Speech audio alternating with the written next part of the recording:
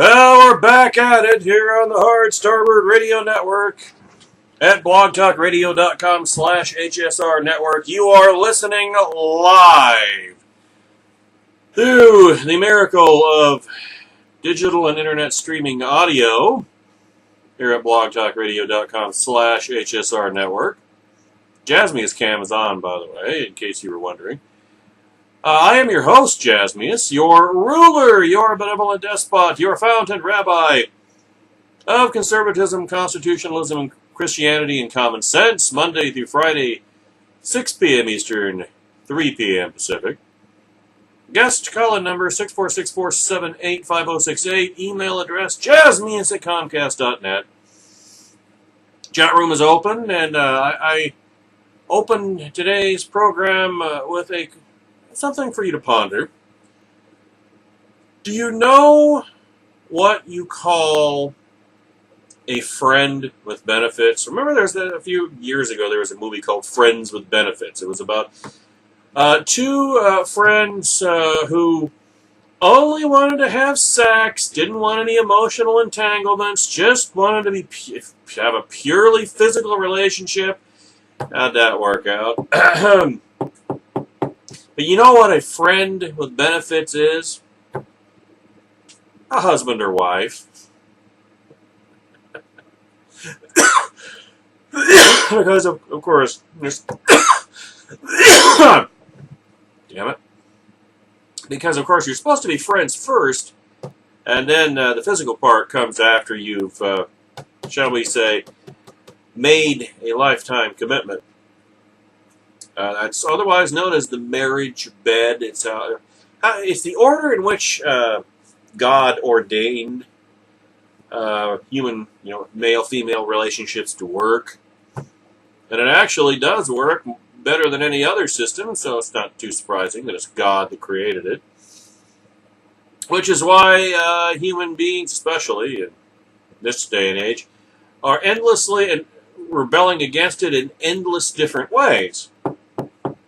But yet, that's the only way that actually works. That's something that crossed my mind, because, my wife is my friend and also my lover. So, a friend with benefits is a husband or wife.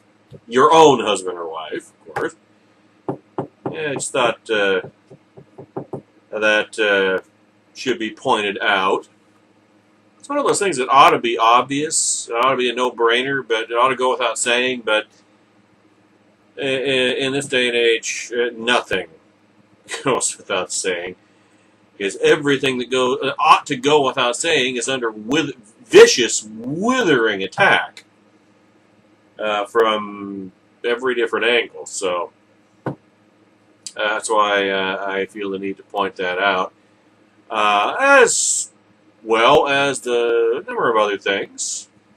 The almost 8 years worth of podcasts at blogtalkradio.com/HSR Network, awaiting your downloading attention.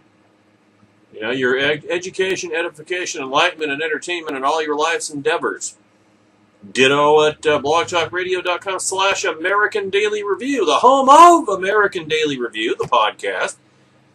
Airing for one more Saturday at 3 p.m. Eastern, noon Pacific at blogtalkradio.com/American Daily Review, the home of over 5.5 years worth of podcasts of similar quality. American Daily Review, of course, a featured podcast of Blog Talk Radio.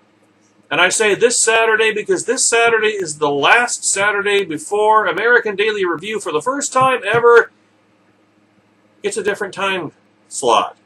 Moves back an hour, 2 p.m. Eastern, 11 a.m. Pacific, to accommodate the return of Constitution Radio at Douglas v. Gibbs, now on AM 1490 KMET, Smart Talk Radio for the Southern California Inland Empire area, which will be back, which will return, re-debut, as it were, on Saturday, May the 2nd at 4 p.m. Eastern, 1 p.m. Pacific. So American Daily Review Beginning May 2nd, Saturday, May 2nd, moves back 1 hour to accommodate it because, after all, American Daily Review is the pregame show, the tailgate party for Constitution Radio, Douglas V. Gibbs. At least as long as we remain only a weekly Saturday program. Once we make the move to weekdays, 2 or 3 hours during morning or afternoon drive, not morning, afternoon drive, then more changes will be in store. We'll drive off that bridge when we come to it. There was one other thing I was thinking about and I wanted to mention, but I can't remember what it is. No, can't remember. I'm sure it'll come to me, but anyway.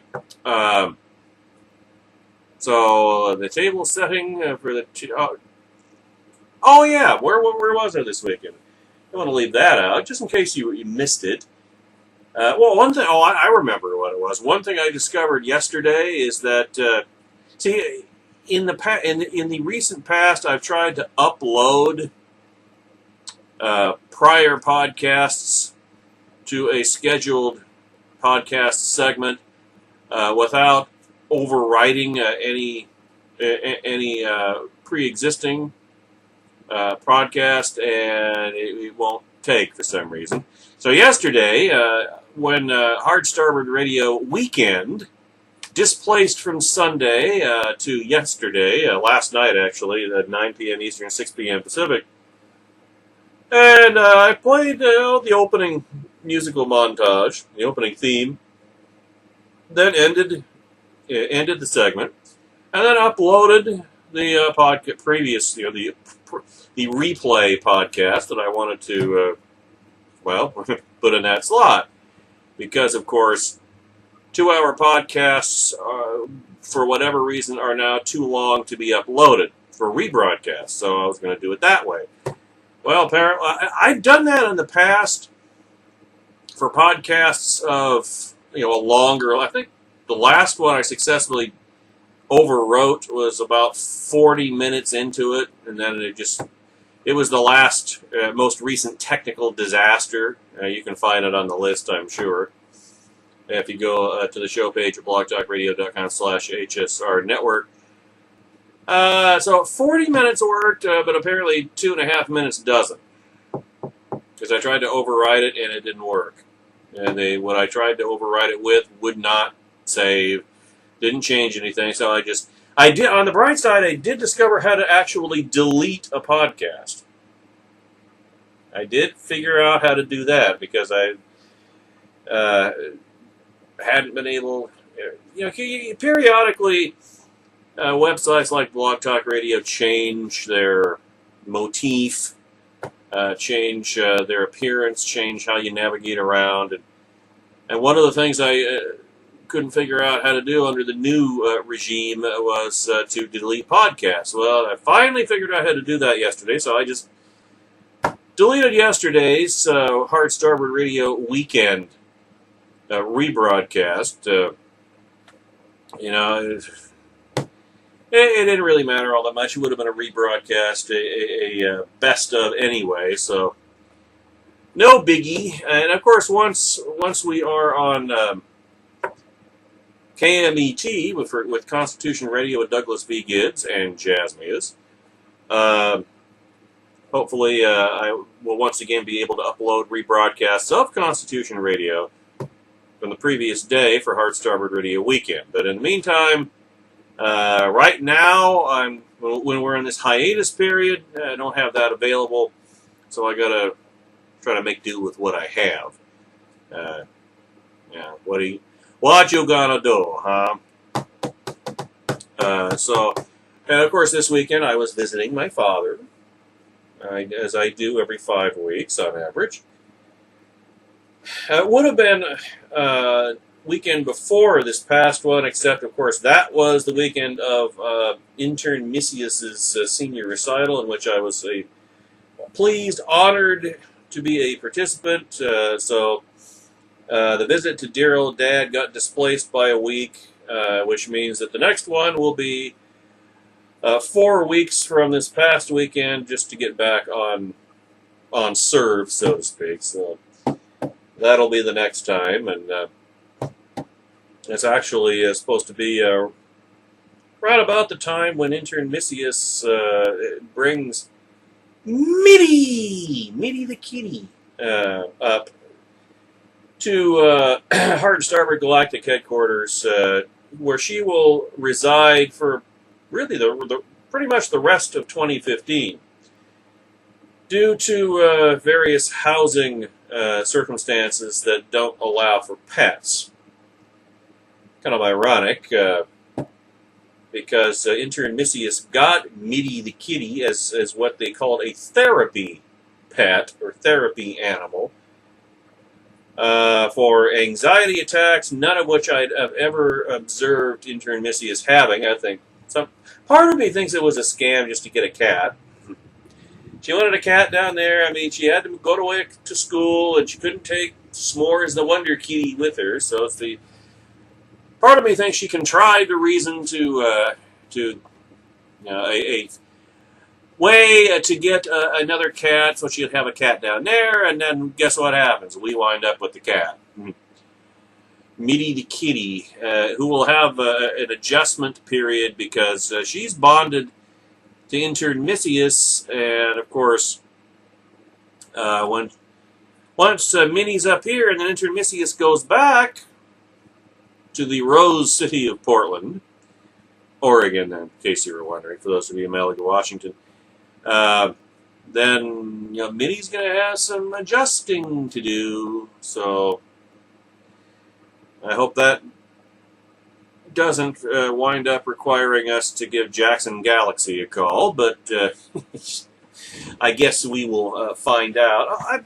I wouldn't think so. I mean, it's not like Mitty isn't familiar with Hard Starboard Galactic Headquarters and the inhabitants therein. In fact, she even seems to be becoming at least somewhat of a lap kitty, which she wasn't before. Not that it would do my circulation any good, but especially when she was on my lap. But we will see how that unfolds. But that's where I was this weekend, visiting dear old Dad, which is kind of a special occasion every 5 weeks, because he's 300, or not 300, but 150 miles away all by himself. And every time I go over there, I mean, he's 81 years old. And so, you never know when a given time might be the last time. So you try to treasure every moment. And there are other factors, other things to consider, future considerations as to, certain issues that we're considering. But, those will, again, be dealt with, the bridges driven off when we come to them. So anyway, I think that's all the table setting. That's where I was this weekend. Normal schedule the rest of the week. This Saturday, and of course, this Saturday, the last American Daily Review at its traditional time, 3 p.m. Eastern, noon Pacific. And then the quest for a radio career resumes Saturday, May the 2nd, 4 p.m. Eastern, 1 p.m. Pacific, with the return of Constitution Radio at Douglas V. Gibbs on AM 1490, KMET Smart Talk Radio for the Southern California Inland Empire area. And I tell you, we got some serious bleep coming up today, so without any further ado,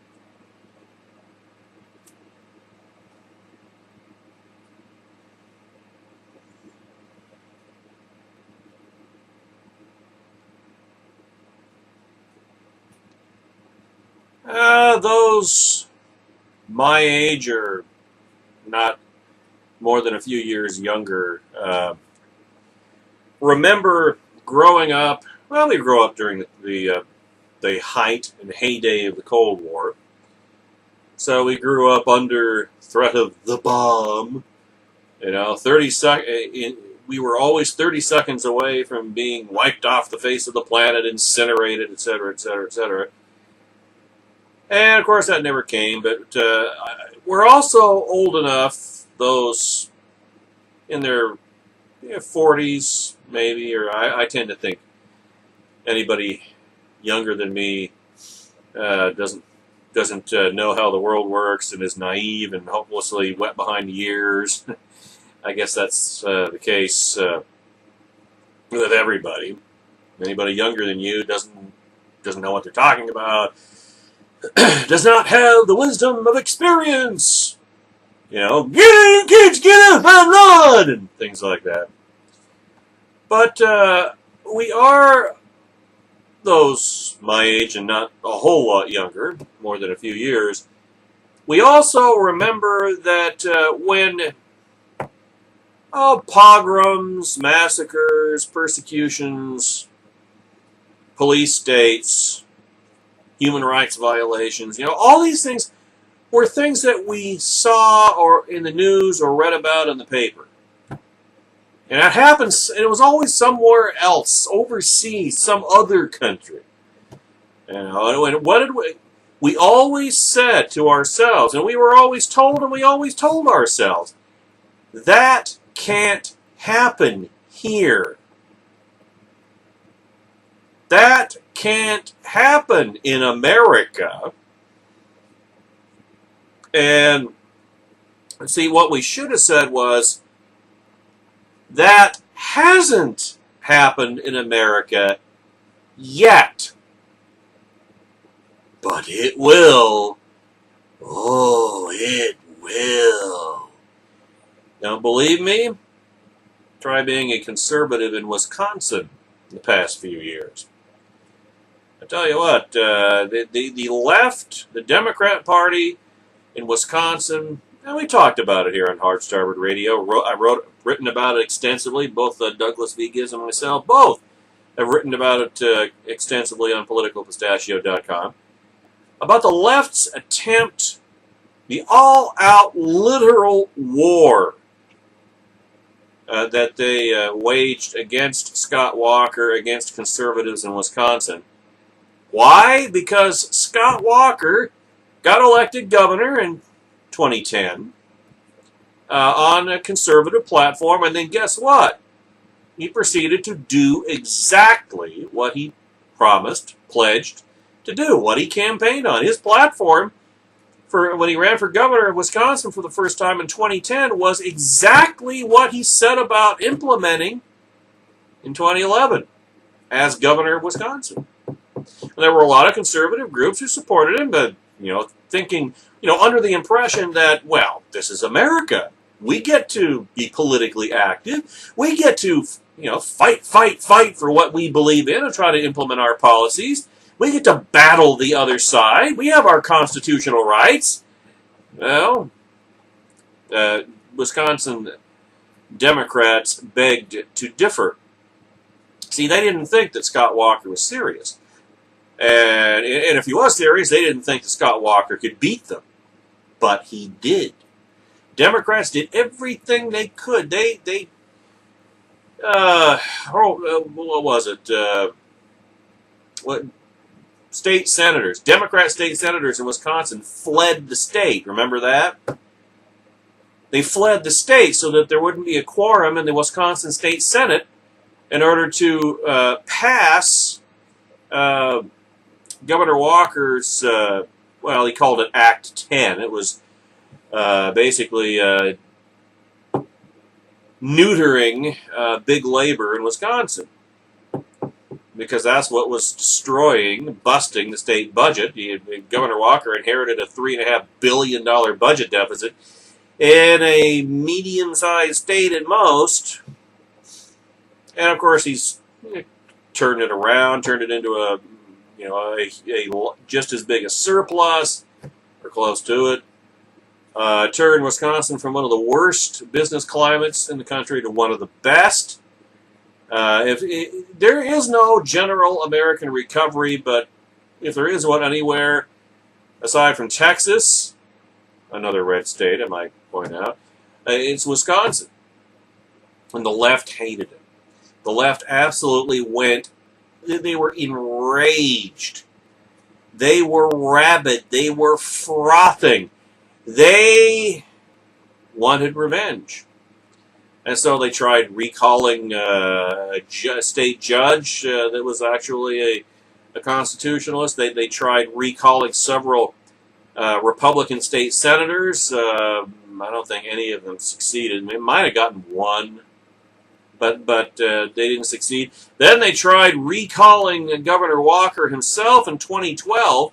And, of course, Scott Walker became the only governor, the only recalled governor in the history of the American Republic to actually beat back a recall, defeat it.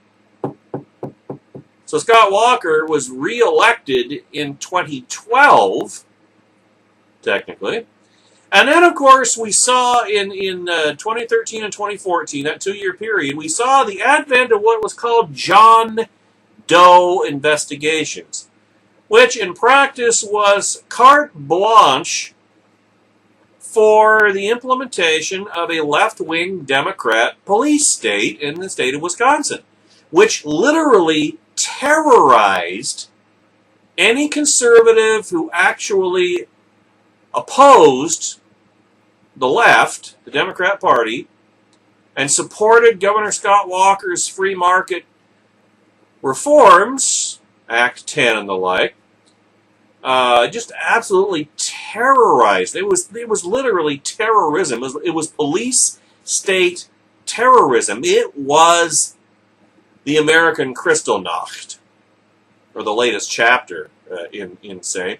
And it was all ultimately designed to topple, to depose Scott Walker, keep him from being reelected for a second time to a second term, because the left knew that if Scott Walker got reelected, or I should say re-elected, to a second term as governor of Wisconsin, he would become the instant frontrunner for the 2016 Republican nomination, and quite likely the winner of the 2016 election.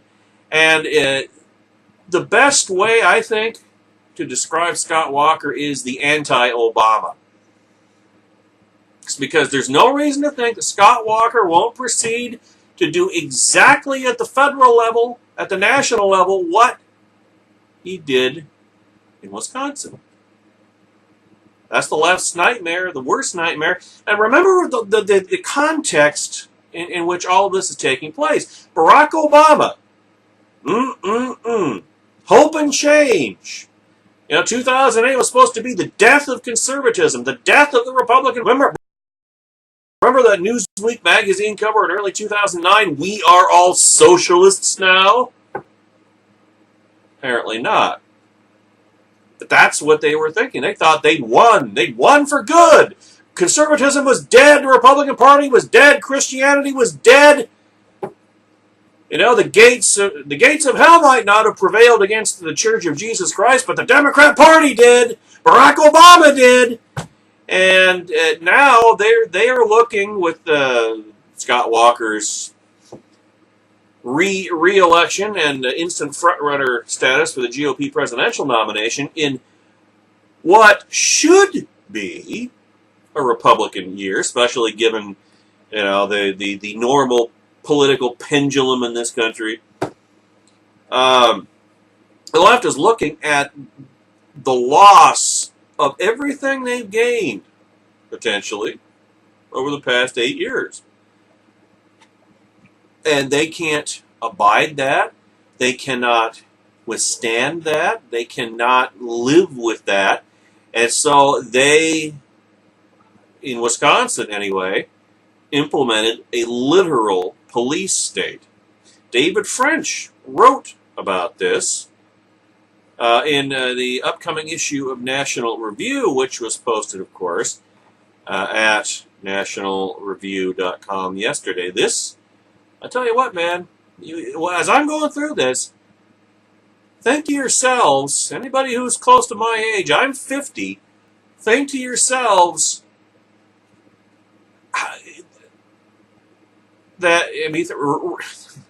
think to yourselves how recently you would have said, well, that can't happen here. They must be talking about another country.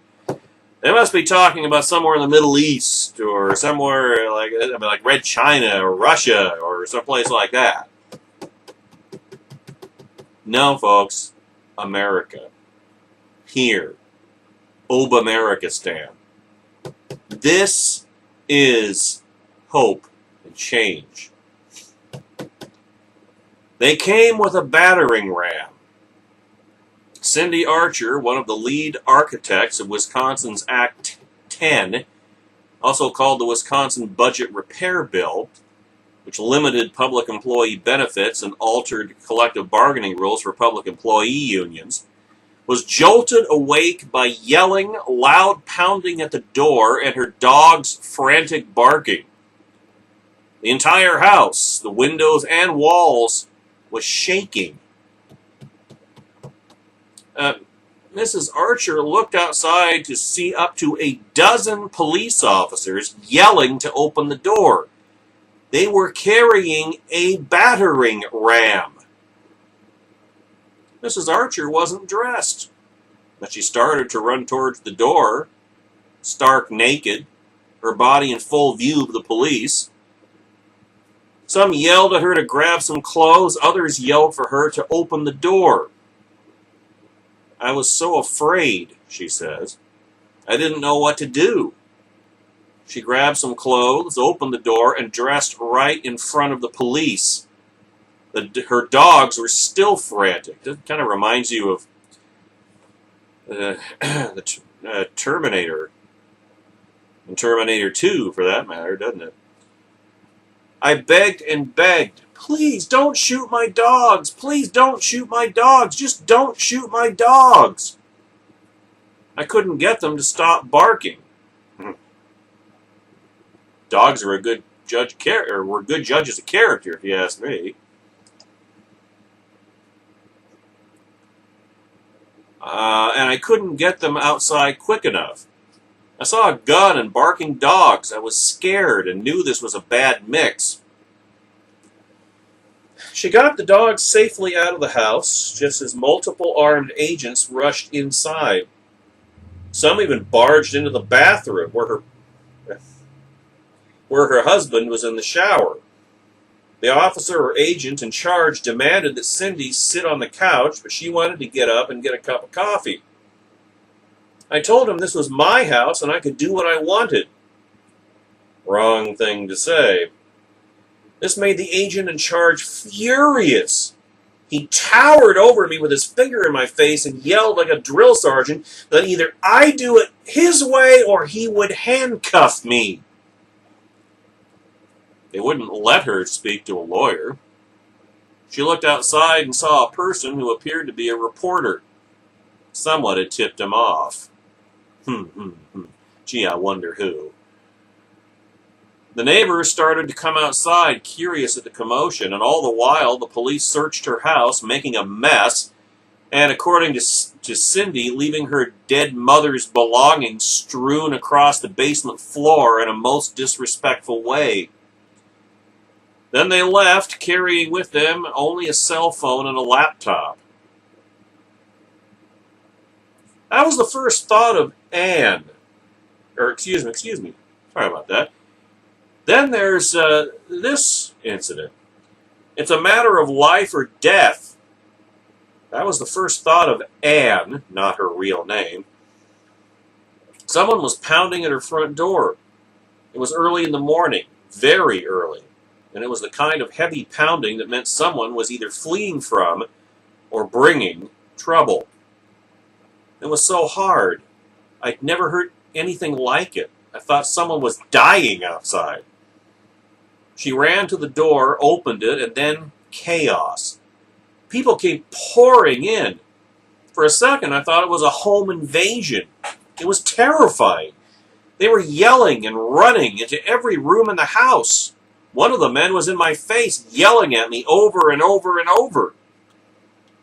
It was indeed a home invasion, but the people who were pouring in were Wisconsin law enforcement officers. Armed, uniformed police swarmed into the house. Plainclothes investigators cornered her and her newly awakened family. Soon, state officials were seizing the family's personal property, including each person's computer and smartphone, filled with the most intimate family information. Why were the police at Anne's home? She had no answers. The police were treating them the way they'd seen police treat drug dealers on television. In fact, TV or movies were their only points of reference because they weren't criminals. They were law-abiding. They didn't buy or sell drugs. They were not violent. They weren't a danger to anyone. Yet there were cops surrounding their house on the outside, swarming the house on the inside. They even taunted the family as if they were mere perps.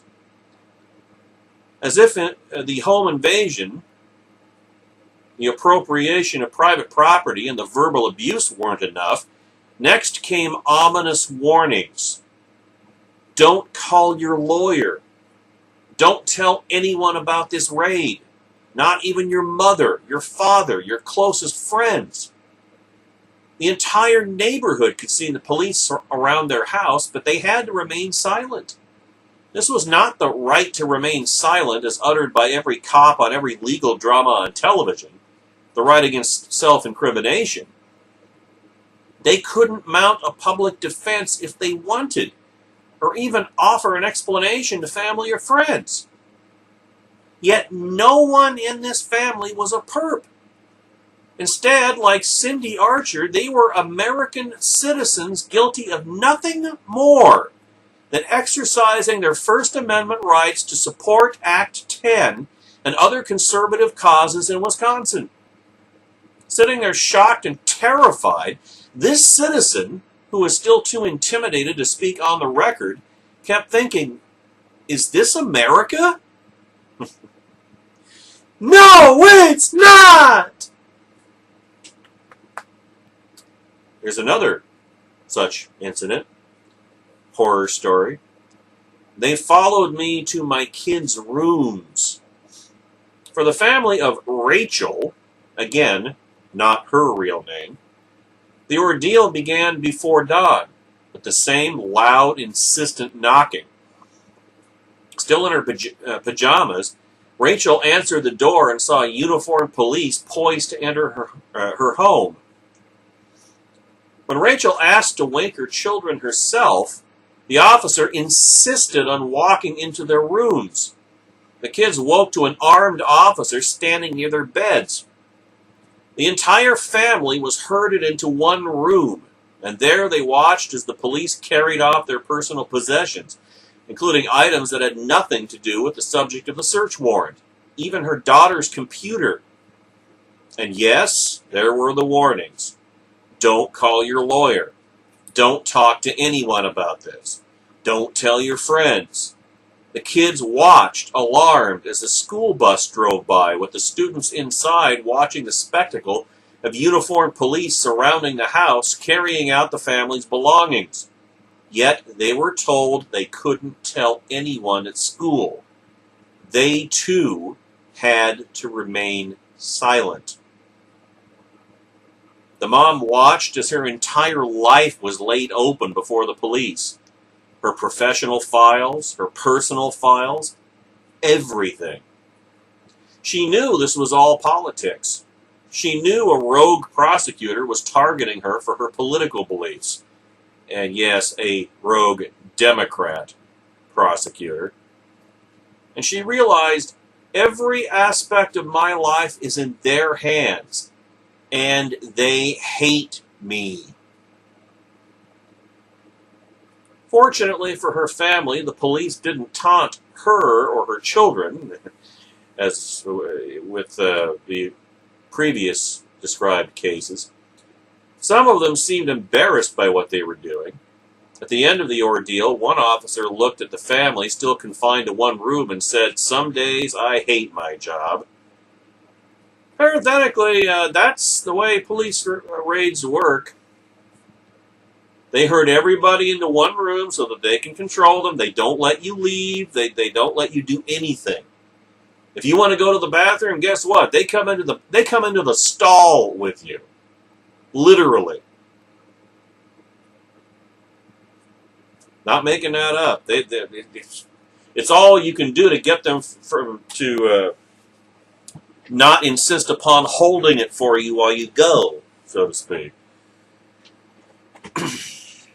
For dozens of conservatives, the years since Scott Walker's first election as governor of Wisconsin, in other words, the heart of the age of the one, transformed the state, known for pro football championships, good cheese, and a population with a reputation for being unfailingly polite, into a place where conservatives have faced early morning raids, multi-year secretive criminal investigations, slanderous and selective leaks to sympathetic media, and intrusive electronic spying. Yes, Wisconsin, the cradle of the progressive movement, home of the Wisconsin idea, the marriage of state governments and state universities to govern through a technocratic reform, was giving birth to a new communist idea, the use of law enforcement as a political instrument, as a weapon to attempt to undo election results, shame opponents, and ruin lives. In other words, Wisconsin's Democrat police state. Most Americans have never heard of these raids, or of the lengthy criminal investigations of Wisconsin conservatives. And for good reason. Bound by comprehensive secrecy orders, conservatives were left to suffer in silence as leaks ruined their reputations, as neighbors, looking through windows and dismayed at the massive police presence, the lights shining down on targets' homes, wondered, no doubt, what on earth did that family do? This was the on-the-ground reality of the so-called John Doe investigations, expansive and secret criminal proceedings that directly targeted Wisconsin residents because of their relationship to Governor Scott Walker, their support for Act 10, and their advocacy of conservative reform. Largely hidden from the public eye, this traumatic process, however, is now heading toward a legal climax, with two key rulings expected in the late spring or early summer. The first ruling from the Wisconsin Supreme Court could halt the investigations for good, in part by declaring that the misconduct being investigated isn't misconduct at all, but the simple exercise of First Amendment rights by people of a worldview that is not supposed to be entitled to First Amendment protection in the age of the one. In other words, the left, as far as the left is concerned, conservatives don't have or do not have and are not entitled to any constitutional rights. Conservatives, Christians, Tea Partiers, the focus and epitome of evil in the modern world, not entitled to any rights or any constitutional protections, only exist to be we only exist to be wiped out. Don't forget, I've talked about it many times, the left's moral supremacism, right tribe, wrong tribe, because they consider themselves to be little slices of God, moral exemplars. They are justified in using any means necessary to destroy what they consider to be evil, aka Republicans, conservatives, constitutionalists, Christians, Tea Partiers, the right. And yet they demonize us as fascists and Nazis and et cetera, et cetera, et cetera. And haters. Psychological projection, ladies and gentlemen. The second ruling from the United States Supreme Court could grant review on a federal lawsuit brought by Wisconsin political activist Eric O'Keefe and the Wisconsin Club for Growth, the first conservatives to challenge the investigations head-on. If the court grants review, it could not only halt the investigations, well, you think so, huh? But also begin the process of holding accountable those public officials who have so abused their powers. Also not something I would count on, personally. But no matter the outcome of, because the left is above the law by definition, their own definition, but they have the power to write those definitions, don't they? But no matter the outcome of these court hearings, the damage has been done. In the words of Mr. O'Keefe, the process is the punishment.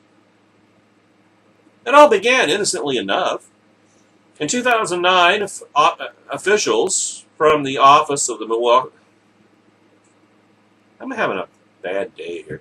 It all began innocently enough.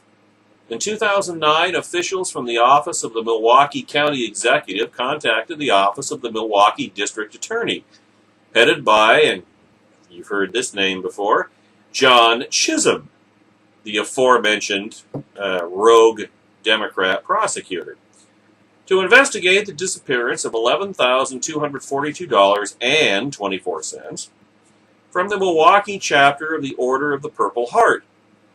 The matter was routine, with witnesses willing and able to testify against the principal suspect, a man named Kevin Kavanaugh. What followed, however, was anything but routine. Chisholm failed to act promptly on the report, and when he did, he refused to conduct a conventional criminal investigation, but instead petitioned in May 2010 to open a John Doe investigation, a proceeding under Wisconsin law that permits Wisconsin officials to conduct extensive investigations while keeping the target's identity secret, hence the designation John Doe. This is starting to sound extra-constitutional. I mean, even in terms of the Wisconsin Constitution, you're starting to catch on. John Doe investigations alter typical criminal procedure in two important ways. First, they remove grand juries from the investigative process, replacing the ordinary citizens of a grand jury with a supervising judge. You can see where this is headed, can't you? Second, they can include strict secrecy requirements, not just on the prosecution, but also on the targets of the investigation. In practice, this means that while the prosecution cannot make public comments about the investigation, it can take public actions indicating criminal suspicion, such as raiding businesses and homes in full view of the community, while preventing the targets of the raids from defending against or even discussing the prosecution's claims. At the very least, this makes it just open season on any conservative's reputation, because they can do anything they want to destroy your reputation, and you are forbidden by law from even defending. You can't even discuss it. Never mind defending yourself, telling your side of the story. Due process, bleep,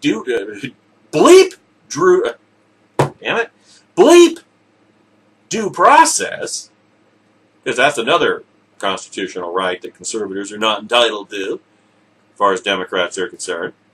You cannot defend yourself. Your reputation is forfeit. Remember what Raymond Donovan, Ronald Reagan's first labor secretary, said after, he was smeared with charges of, the usual thing about taking gifts from contributors or something or other, and went through the whole legal process. Remember the media even back then, over 30 years ago, coined the term the sleaze factor.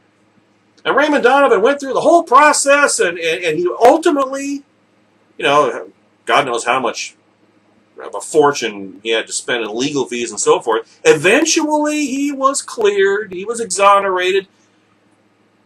And on the steps of that courthouse, on the day he was cleared, the day he was found not guilty, the day he was exonerated, he said, "Where do I go to get my reputation back?" Now, you don't get your reputation back. That's the point. That's the lesson of the Wisconsin Democrat police state. Why would Chisholm seek such broad powers to investigate a year-old embezzlement claim with a known suspect? Because the Milwaukee County executive was Scott Walker at the time, and he had by that time become the leading Republican candidate for governor. I'm noticing a pattern here. District Attorney Chisholm was a Democrat, and a very partisan Democrat at that. Almost immediately after opening the John Doe investigation, Chisholm used his expansive powers to embarrass Walker, raiding his county executive offices within a week. He didn't waste time on that, now did he? Or or didn't dawdle, let's say. As Mr. O'Keefe and the Wisconsin Club for Growth explained in court filings, the investigation then dramatically expanded. Quote, over the next few months, Chisholm's investigation of all things Walker expanded to include everything from alleged campaign finance violations to sexual misconduct to alleged public contracting bid rigging to alleged misuse of county time and property. In other words, the mother of all fishing expeditions. Smears under the guise of criminal investigations, anyway. Between May 5th, 2010 and May 3rd, 2012, the Milwaukee defendants filed at least 18 petitions to formally enlarge the scope of the John Doe investigations, and each was granted. Each was granted. That amounts to a new formal inquiry every 5.5 weeks, on average, for 2 full years. Man, it's at least a minor miracle that Scott Walker won anything over the last 5 years.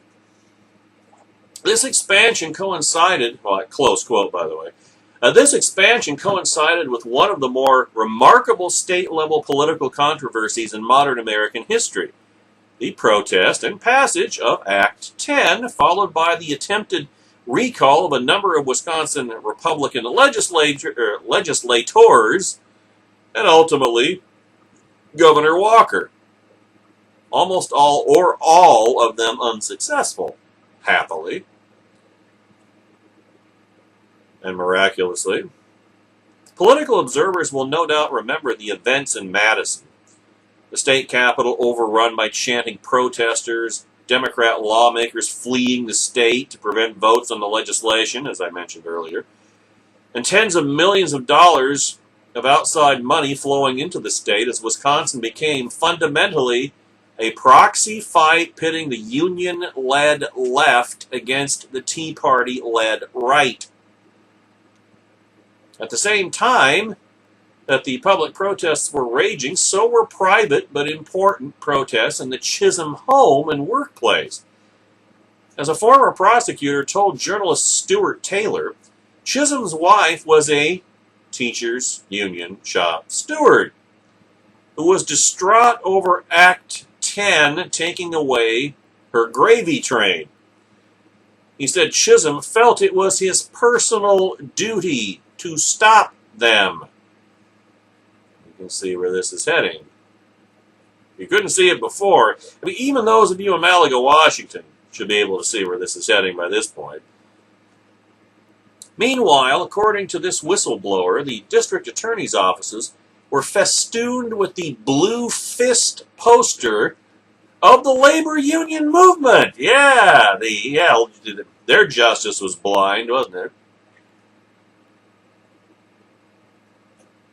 Indicating that Chisholm's employees were very much invested in the political fight. They're supposed to be impartial prosecutors, district attorneys, right? Supposed to be. In the end, the John Doe proceeding failed in its ultimate aims, namely to throw the Republicans out of office, up to and including Governor Walker. But even at a lower level, even in its ostensible aims and objectives, it secured convictions for embezzlement related to the original 2009 complaint, a conviction for sexual misconduct, and a few convictions for minor campaign violations, but Governor Walker was untouched. His reforms were implemented, and he survived his recall election, his first re-election. But with another election looming, this time Walker's campaign for his second re-election and second term, Chisholm wasn't finished. He launched yet another John Doe investigation, supervised, quote unquote, by Judge Barbara Kluka. Kluka proved to be capable of superhuman efficiency, approving every petition, every subpoena, and every search warrant in the case, 100% of all of them, in a total of 1 day's work. In other words, she didn't read the damn things. She knew from whom they came, and she just rubber-stamped all of them. Just rubber-stamped all of them. Carte blanche. Didn't read them. Just said, oh, it came from Chisholm. Wow, we gotta get those. We gotta get those Tea Party bastards. Yeah, stamp, stamp, stamp, stamp.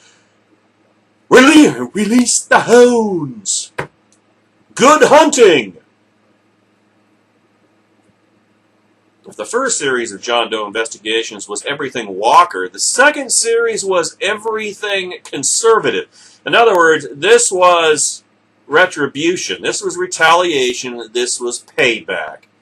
As Chisholm had launched an investigation of not only Walker, again, but the Wisconsin Club for Growth and dozens of other conservative organizations, this time fishing for evidence of allegedly illegal coordination between conservative groups and the Walker campaign, a corrupt, vicious campaign of retaliation, retribution, and persecution.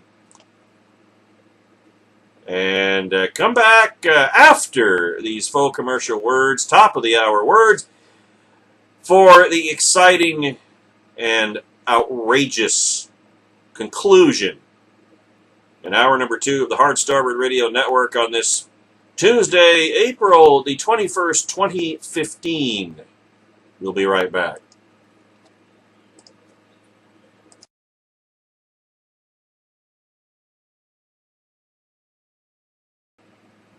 Hour number 2, the Hard Starboard Radio Network.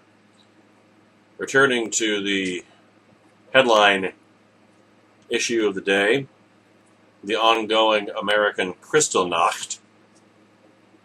You want to know what Kristallnacht is? If you don't know, just type in. If Google Krystallnacht, Kristallnacht, and just apply it to conservatives, Tea Partiers, Christians, Republicans, Constitutionalists. In this case in Wisconsin, but I'm sure it isn't limited to the cheese state. On the second John Doe investigation, Chisholm had no evidence of wrongdoing. None. He didn't even have an unrelated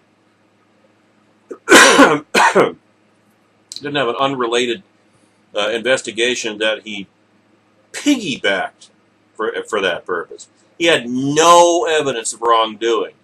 Yes, conservative groups were active in issue advocacy, but issue advocacy is, guess what? Protected by the First Amendment and did not violate any campaign laws. Nonetheless, Chisholm persuaded prosecutors in 4 other counties to launch their own John Doe investigations with, guess who, Judge Kluka overseeing and approving and rubber stamping all of them.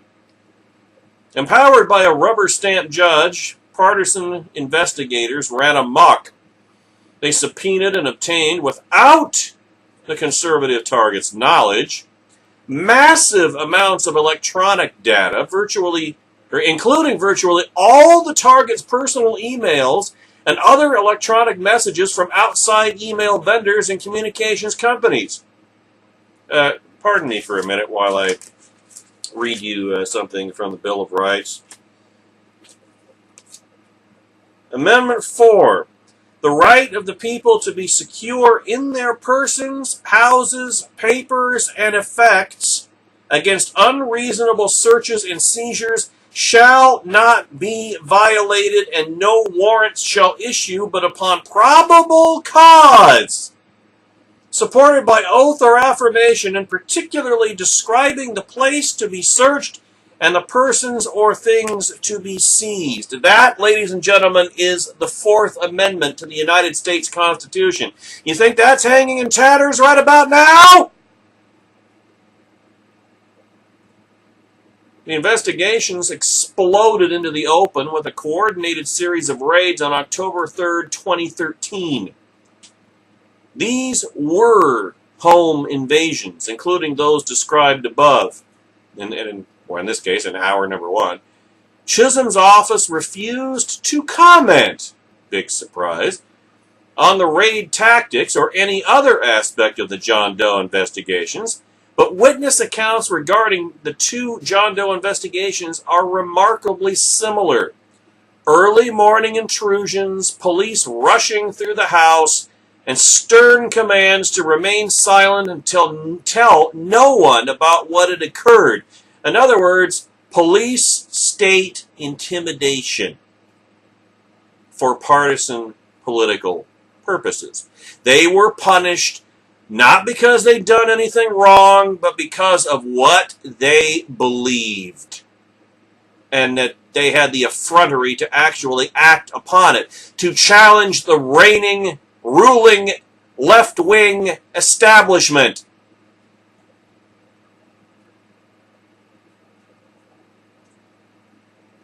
At the same time, the Wisconsin Club for Growth and other conservative organizations received broad subpoenas requiring them to turn over virtually all business records.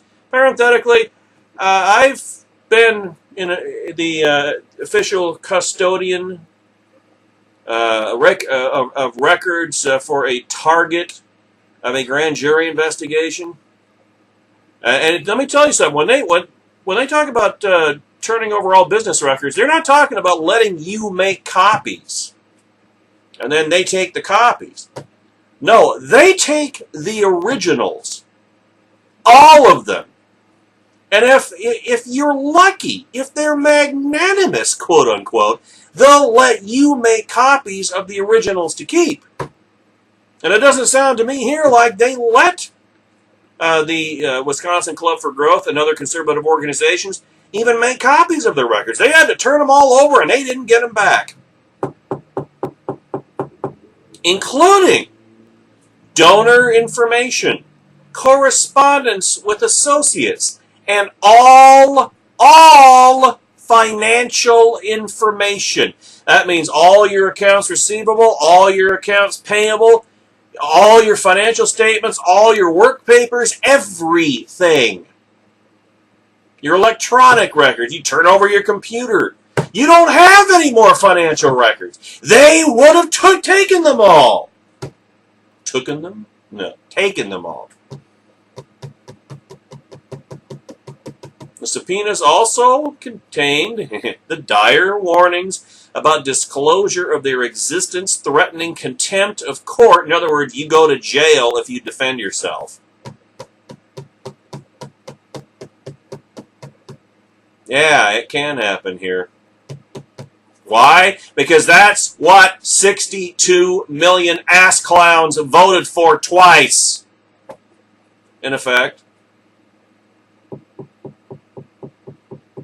For selective conservative families across 5 counties, this was the terrifying moment. The moment they felt at the mercy of a truly malevolent state. How often have I said that Barack Obama is not incompetent, he is malevolent. This is malevolence. This is the face, the true face of the Democrat Party, not just in Wisconsin, but nationwide, folks. Think about this throughout the 2016 campaign, assuming Barack Obama allows the 2016 election. This is the face of the Democrat Party. Battering rams at your front door at 5 o'clock in the morning. Home invasions. Police state tactics. Gestapo tactics. That is today's Democrat Party. A bunch of despots and thugs and dictators and stormtroopers that believe they are entitled to do anything they want because their agenda is just that important. Too important to let the Constitution and the rule of law get in the way.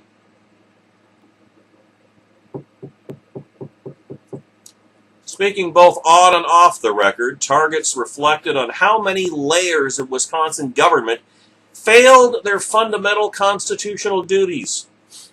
The prosecutors who launched the rogue investigations, the judge who gave the abuse judicial sanction. Remember, taking the grand jury, this was not a grand jury process. This was all done behind closed doors. No accountability, no legal constraints, no nothing. They could do whatever the hell they wanted to their political enemies, and they did.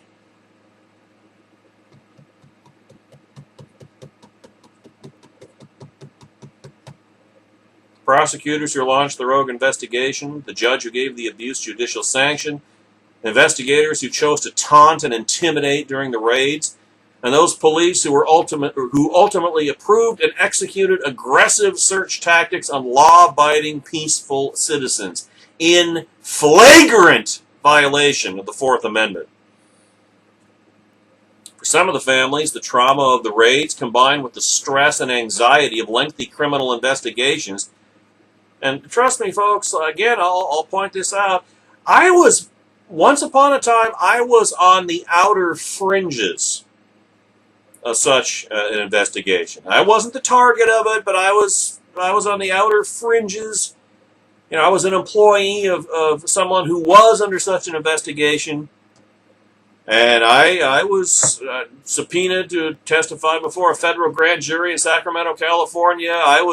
The following year, I was by default, you might as well say by drawing the short straw, I was forced into giving a civil deposition in the civil side of that same investigation. And you talk about emotional repercussions. And like I say, I was on the fringes of it. I wasn't the target of it. These people who were terrorized by Wisconsin Democrats, the trauma of the raids combined with the stress and anxiety of lengthy criminal investigations. I had the merest taste of it, the merest whiff of it. And I mean, I can imagine what I can begin to imagine at the very least what they've gone through, the hell that they've been put through, and it's led to serious emotional repercussions. Devastating is how Anne describes the impact on her family. Life-changing, she says, all in terrible ways. O'Keefe, who has been in contact with multiple targeted families, says, every family I know of that endured a home raid has been shaken to its core. And the fate of marriages and families still hangs in the balance in some cases. Anne also describes a new fear of the police. I used to support the police, to believe they were here to protect us. Now, when I see an officer, I cross the street. I am afraid of them. I know what they're capable of. Cindy Archer says, I lock my doors and I close my shades. I don't answer the door unless I'm expecting someone.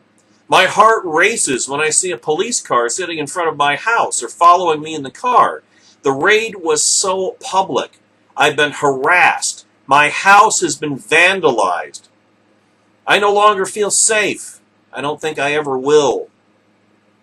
This is not going away, in other words. It's continuing. It's ongoing. I mean, that's the nature of home invasion. Do you think everybody thinks of their home as their sanctuary, their castle? It's their place. It's their pile of stuff. Inside your four walls, you are king of the castle. You are. It's a safe place. When someone invades your home, it's no longer safe. You feel like you have no place to go. There is no place that is safe. Try living with that on an ongoing daily basis, never knowing when the next knock on the door or banging on the door or battering ram at the door in the middle of the night, never knowing when that's going to come. You have no idea. You get paranoid. You're under constant stress. And stress is very damaging on relationships, even interfamilial ones. Rachel talks about the effect on her children. I tried to create a home where the kids always feel safe. Now they know they are not. They know men with guns can come into their house and there's nothing we can do. Every knock on the door brings anxiety. Every call to the house is screened. In the back of her mind is a single unsettling thought. These people will never stop. It's evocative of that Kyle Reese line from the first Terminator movie, isn't it? That Terminator is out there. It can't be reasoned with. It can't be bargained with. It doesn't feel pity or remorse or fear. And it absolutely will not stop. Ever! Until you are dead. And really, I question whether they would stop before reaching that end game. I mean, seriously, don't you get the impression that Wisconsin Democrats want to see Wisconsin conservatives dead? If they could somehow sell it.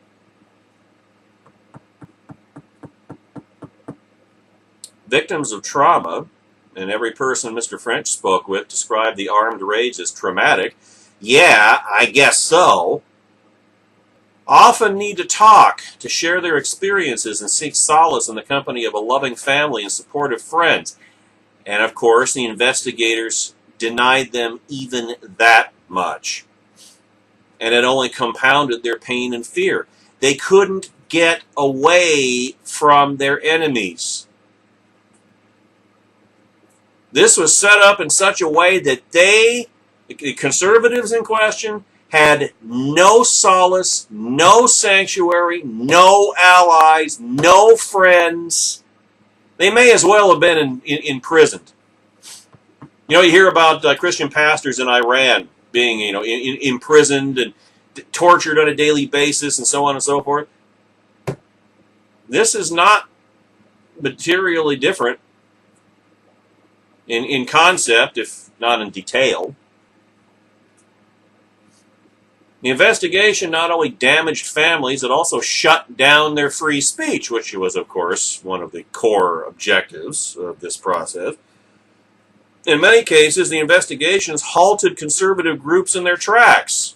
Sounds like the IRS scandal in a sense, doesn't it?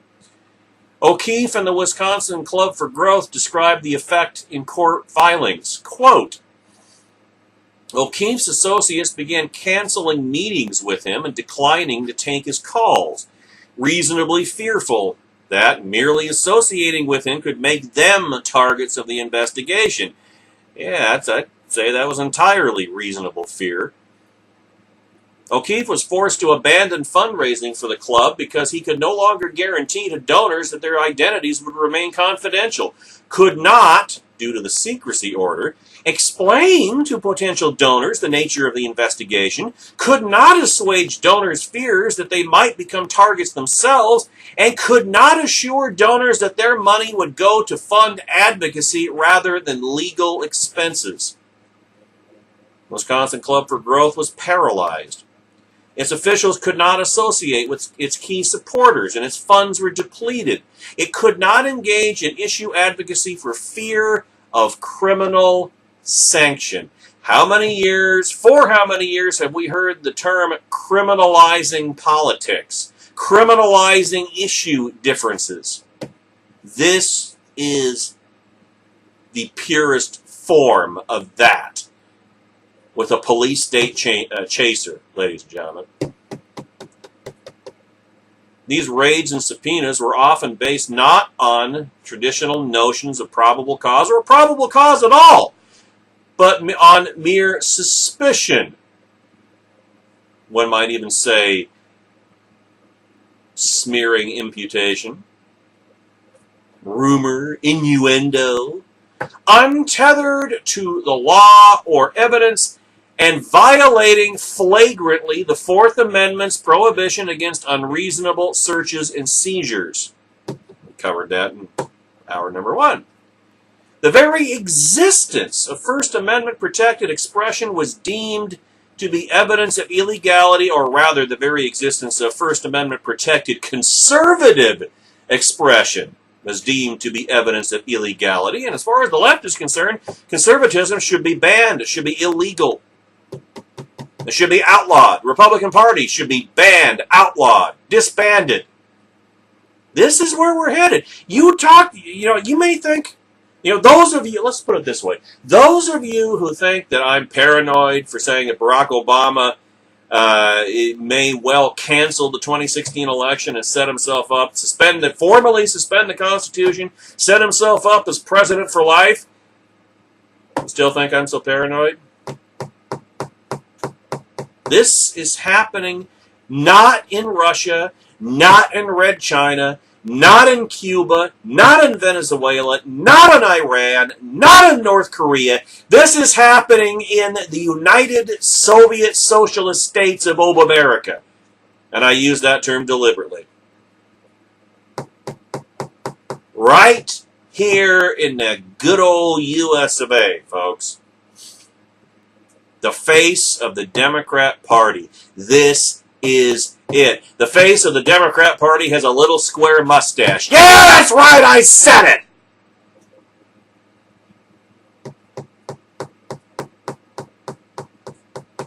The prosecution simply assumed that the conservatives were incapable of operating within the bounds of the law because of their moral supremacy, their moral supremacism, their belief that they are inherently good and conservatives are inherently evil, that the left is anointed and the right is benighted. Right tribe, wrong tribe. Even worse, many of the investigators' legal theories, quote unquote, even if proven by the evidence, would not have supported criminal prosecutions. In other words, they were investigating, quote, crimes, close quote, that weren't crimes at all, because conservative political speech and activism is not a crime!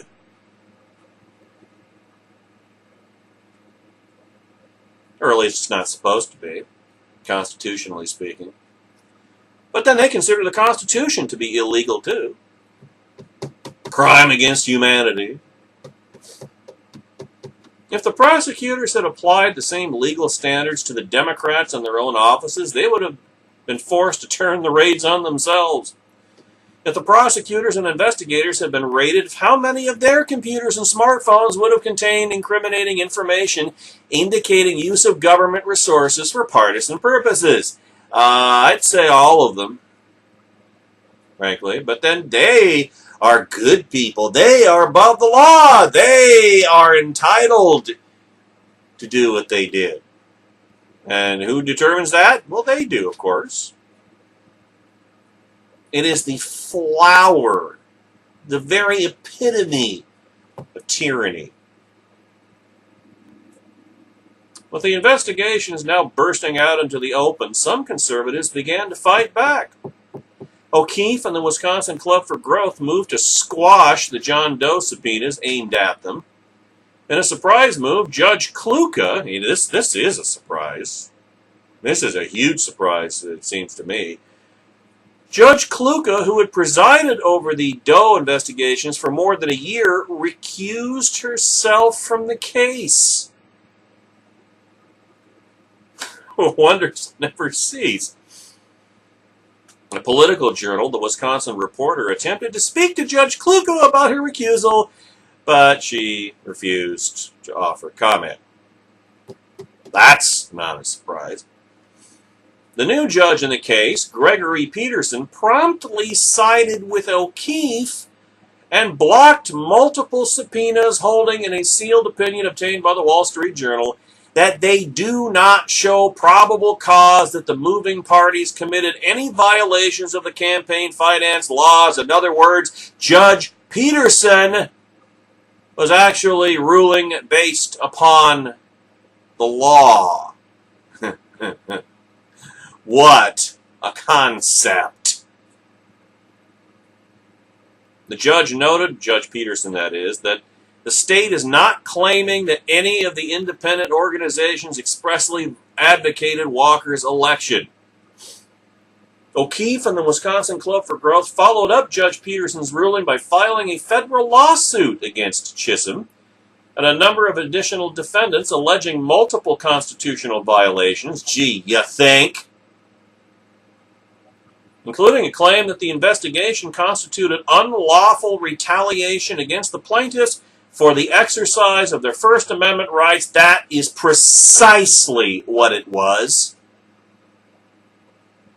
United States District Court Judge Rudolph Randa promptly granted the plaintiffs' motion for a preliminary injunction, declaring that the defendants must cease all activities related to the investigation, return all property seized in the investigation from any individual or organization, and ultimately permanently destroy all copies of information and other materials obtained through the investigation.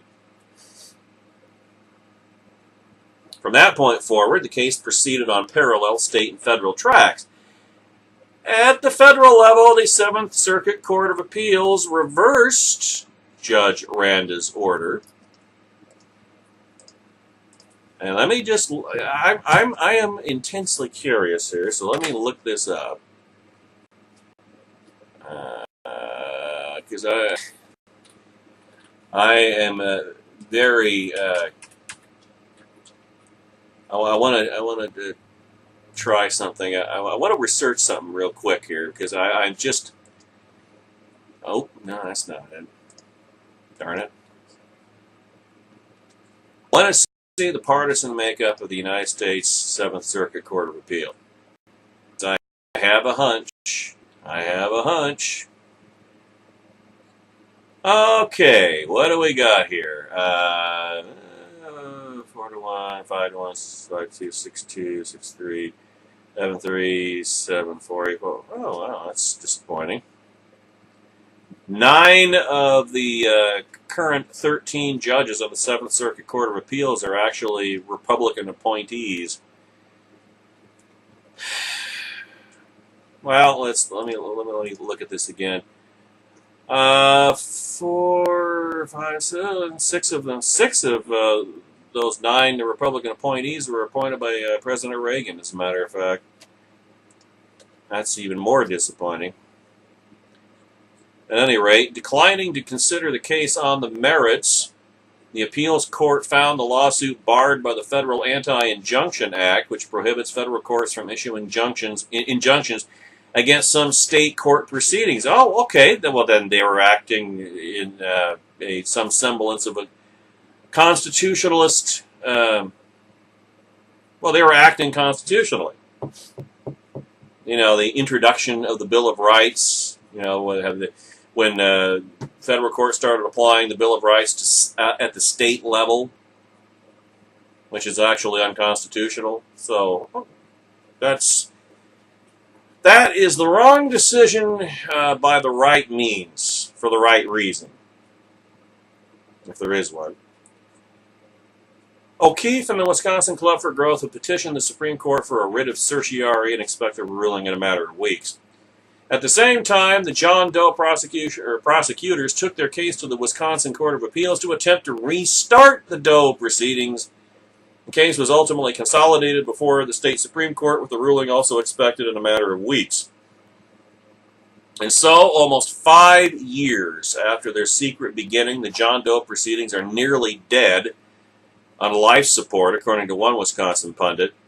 But incalculable damage has been done to families, to conservative organizations, to the First Amendment, and to the rule of law itself. In international law, the Western world has become familiar with a concept called lawfare, a process whereby rogue regimes and organizations abuse legal doctrines and processes to accomplish through sheer harassment, attrition, and terrorism what cannot be accomplished through legitimate diplomatic means.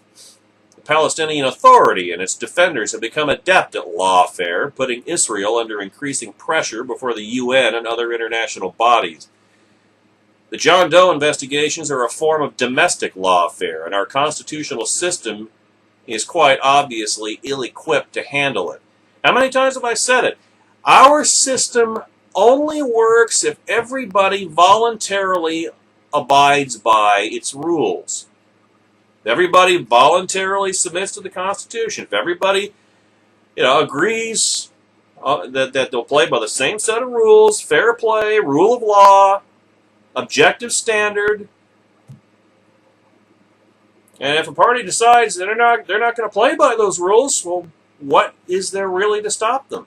At the very least, given the nature of our system, that it works very slowly, you can do a lot of damage in the short term, even if in the long term your abuses are corrected. So what? They accomplished what you wanted them to accomplish at the time. That is the way, that is the sense in which our constitutional system is ill-equipped to handle domestic lawfare. Federal courts rarely intervene in state judicial proceedings. State officials rarely lose their array of official immunities for the consequences of their misconduct. And violations of First Amendment freedoms rarely result in meaningful monetary damages or punishments of the perpetrators, the abusers, the despots, the thugs, the Democrats. As Scott Walker runs for president, the national media will finally join the Wall Street Journal in covering John Doe. However, given the Oba media's typical bias and bad faith, they're likely to bring a fresh round of pain to the conservative targets of the investigation. In other words, the victims. The cloud of suspicion will descend once again. Even potential favorable court rulings by either the state Supreme Court, or the U.S. Supreme Court will be blamed on conservative justices taking care of their own. Well, damn it, somebody needs to do it. Somebody needs to do it. Why? Somebody needs to intervene and make sure justice is done, even this far after the fact. Conservatives have looked at Wisconsin as a success story. In a lot of ways, it really is. Where Governor Walker took everything the left threw at him and emerged victorious in 3 general elections in 4 years. He broke the power of the teachers' unions, absorbed millions upon millions of dollars of negative ads, The left kept chanting, "This is what democracy looks like." The, pig's eye. And in Wisconsin, democracy looked like Scott Walker winning again and again. And he's not done yet. Yet, in a deeper way, Wisconsin is anything but a success. There were casualties left on the battlefield. Innocent citizens victimized by a lawless government mob. Democrat public officials who brought the full power of their office, the full police power of their offices down upon the innocent. And of course, in their mind, there's no such thing as an innocent conservative. In their mind, every conservative belongs in jail. And they absolutely will not stop until they make that a reality. Governors come and go. Statutes are passed and repealed. Laws and elections are important, to be sure, but the rule of law is more important still. It always comes back to the United States Constitution, doesn't it? In Wisconsin, the rule of law has been destroyed, along with the liberty of conservative citizens. As Mr. French finished an interview with one victim still living in fear, still shattered by the experience of nearly losing everything simply because she supported the wrong candidate at the wrong time. No, she didn't support the wrong candidate. She supported the damn right candidate at the right time. That's why she was targeted for retaliation. Mr. French asked her whether she had any final thoughts. "Just one," she replied. "I'm hoping for accountability. That someone will be held responsible so that they'll never do this again." She paused for a moment and then, with voice trembling, said, "No one should ever endure what my family has endured." Well, it'd be nice, wouldn't it? But I'm sorry to say, lady, I wouldn't count on it.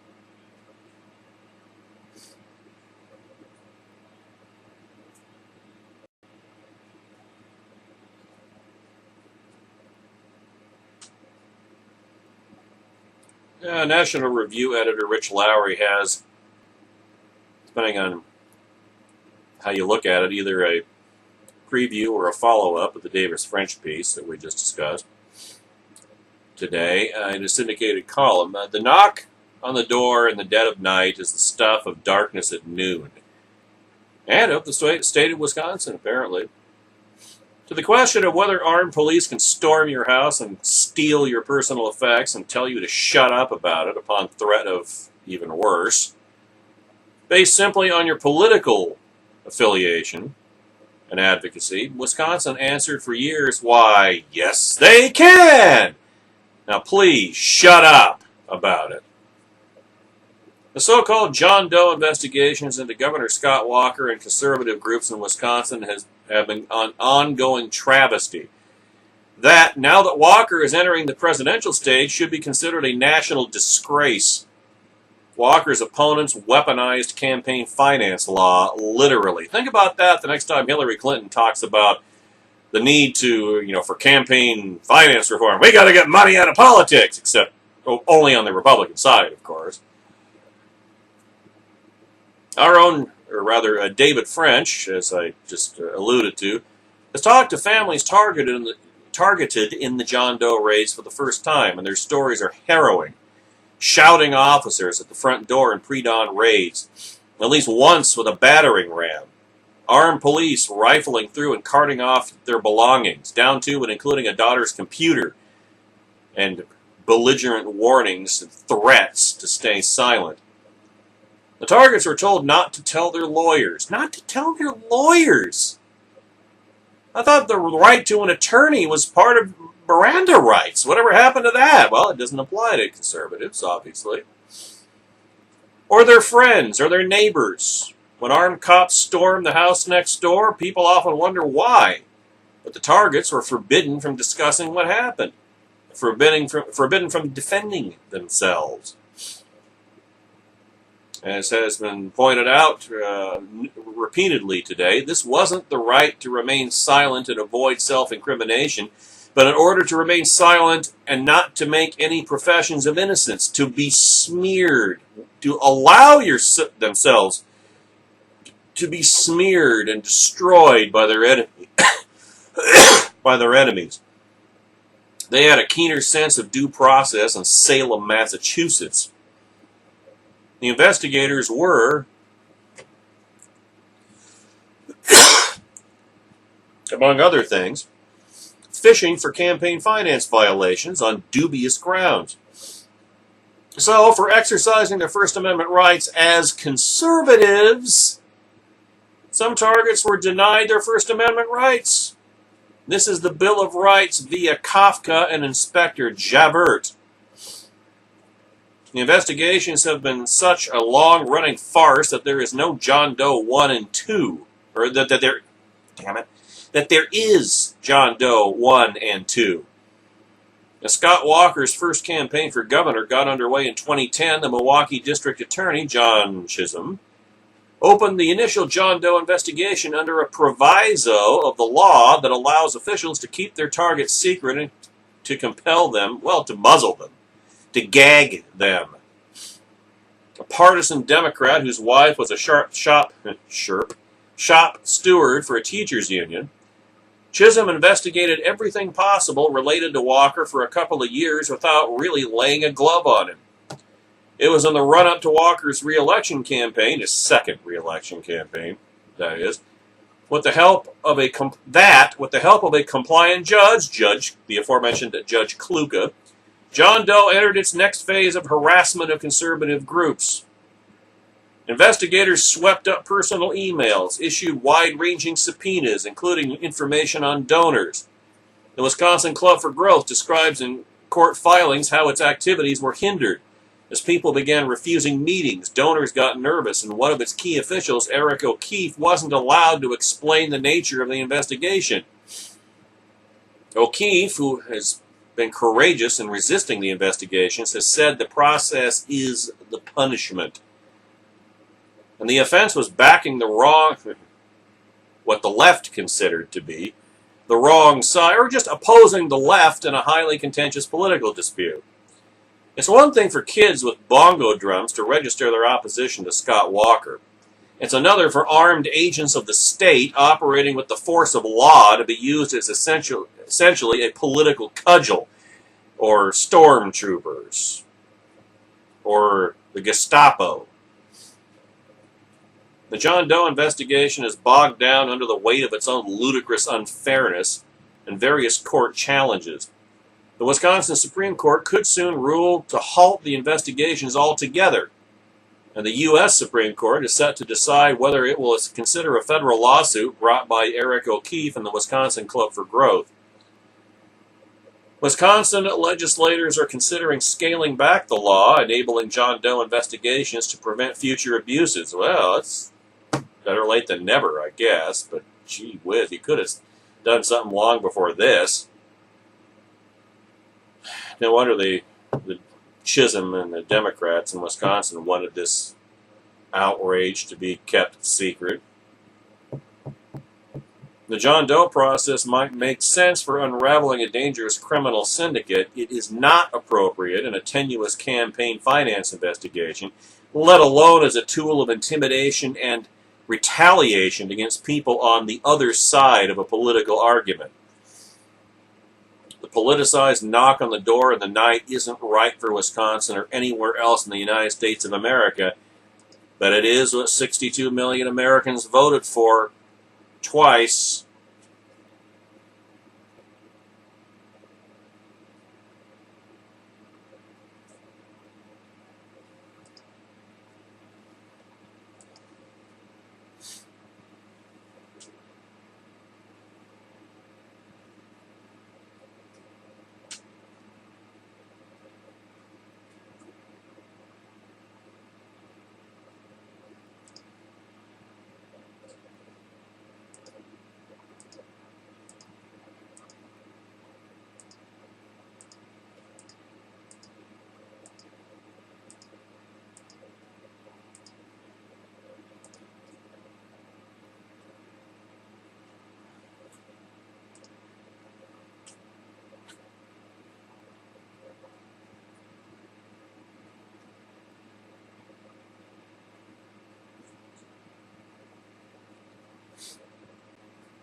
Fear is not limited to Wisconsin.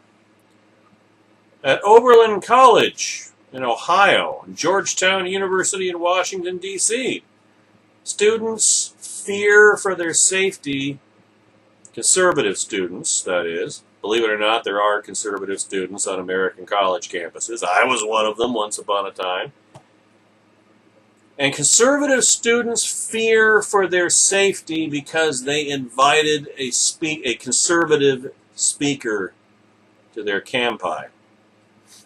Apparently, the simple presence of Christina Hoff Sommers on campus could be traumatizing. Catherine Timpf wrote about this yesterday. Maybe I should call this episode Cape Fear. What do you think? Students at both Oberlin College in Ohio and Georgetown University in Washington, D.C., have been crying out that they fear for their safety because conservative groups invited someone who disagrees with their views on sexual assault and rape culture to speak on campus. Oh, I see. They fear for their safety because conservative groups invited a speaker that disagrees with them. And of course, their views on sexual assault and rape culture are just blatant smears of their opponents, which they demand to be regarded as fact. Why? Because it's their worldview. And they define, their worldview is fact by definition. Who makes that determination of the definition? They do, of course. Right tribe, wrong tribe. Penthouse, outhouse. I tell you what, Michael Savage was wrong. Liberalism is not a mental disorder. I mean, it has aspects of that, don't get me wrong. But liberalism is the true focus of evil in the modern world. Anybody who believes themselves to be God is by definition a tyrant and a despot. And the left considers themselves to be God collectively. And Barack Obama is their messiah. Christina Hoff Sommers, a resident scholar at the American Enterprise Institute and author of Who Stole Feminism, spoke at Georgetown last Thursday and is scheduled to speak at Oberlin College, or was scheduled. Or rather, spoke at Oberlin College last night. As reported by Twitchy.com, Georgetown students placed a trigger warning sign outside of the speech advising that it would contain discussions of sexual assault and may deny the experiences of liars. Oh, I guess they call themselves survivors. Liars. A photo on Twitter shows a student holding another sign reading trigger warning, anti-feminism. Yeah, well, what's the problem with that? And advertising the location of a safe space for anyone who might feel traumatized by Sommers' opposing views. Try having a battering ram beat your door down in the middle of the night. Tell me about trauma. Why these students would go through all of this rather than just not attend is unclear. Well, it's not unclear at all. They don't want any opposing views expressed publicly. Only their views are to be tolerated. Every opposing view is to be suppressed, is to be banned, is to be expunged, is to be muzzled, is to be silenced. Sounds pretty clear to me. But it seems like Sommer's experience with Oberlin students will be the same. In fact, the Oberlin student, or was the same, the Oberlin students who wrote a piece for the school newspaper protesting the invitation preceded it with a trigger warning. Apparently, they consider Sommers to be so dangerous that even talking about her, could traumatize someone. I'd like to see these people get traumatized for real. I'd like to see, wouldn't you like to see these animals get a taste of their own medicine? Wouldn't you? Teach them what trauma really is. Don't you get sick of this psychological projection? They endlessly accuse us of what they themselves are guilty of. They're the Nazis. They are the fascists. They are the haters. They are the bigots. They are the ones who are prejudiced. Christians are not prejudiced against, like, for example, homosexuals. Homosexuals are bigoted against and prejudiced against Christians. It's all backwards. They are the focus of evil in the modern world. They are the tyrants. They are the liars. They need to be stopped. They need to be squashed. They need to be suppressed. They need to be defeated. And they obviously know they can be defeated, or they wouldn't be doing things like what they're doing in Wisconsin. I'll guarantee you that right now. They know that they can lose it all. If they were confident, see, that's one thing, if there's a saving grace to any of this, it is that it shows that they are not confident. It shows that they know they can lose. They know it. And I might even go so far as to say that they know, it seems pretty clear that they think they just might lose. They not only think that it's possible, that it's conceivable, but that it may even be, dare I say, probable. And so they are pulling out all the stops. They are doing whatever is necessary to avoid that. And if they have to use Gestapo police state tactics against conservatives, against conservative groups, against Scott Walker, then that is exactly what they're going to do. They will do anything they can, anything they have to do to hold on to power, because that's what ultimately is all this is about, power. And they don't want to lose it. They thought they'd won for good in 2008. They thought conservatism was dead. Christianity was dead. Well, Tea Party didn't exist at that point, but the Republican Party was dead. We're all socialists now. Now they know differently, and they prove it by their despotic actions. It's just like what the Book of Revelation says about after Satan and his demons are thrown down to earth from heaven. And it says Satan will be moving around, hunting with great anger, knowing that he has but a short time. They know that they have but a short time. And if they were confident of being able to hold on in 2016, it just doesn't seem like they would be doing such blatantly despotic, outrageously despotic things as what they're doing.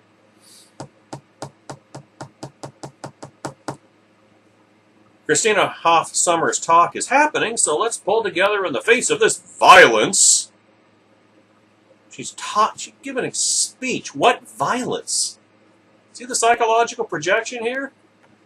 And make our own space to support each other. And our delusions. Students wrote in the piece, which was entitled, In Response to Sommers' Talk, a Love Letter to Ourselves. Is that not the most pathetically solipsistic thing you've ever heard in your life, folks? The The letter had been signed by more than 150 students and campus groups as of noon last Friday. It is valid and necessary to both create alternative spaces for healing, and to directly challenge the violence that there is no violence except against conservatives. That's the real violence, and you don't seem to have a problem with that. The letter also announced an alternate event titled We're Still Here Monday. Well, you know what? Maybe they shouldn't be. What do you think? I tell you, I talked last week about how Obama regime policies are designed to create exactly the response that they stereotypically accuse us of. I tell you, it's very tempting. It's very, very tempting. But the best revenge is to elect Scott Walker president in 2016. There couldn't be any better revenge than that. Talk to you tomorrow, 22 hours, 2 minutes from now, on the Hard Starboard Radio Network at blogtalkradio.com/HSR Network. 6 p.m. Eastern, 3 p.m. Pacific tomorrow. Have a great evening, folks.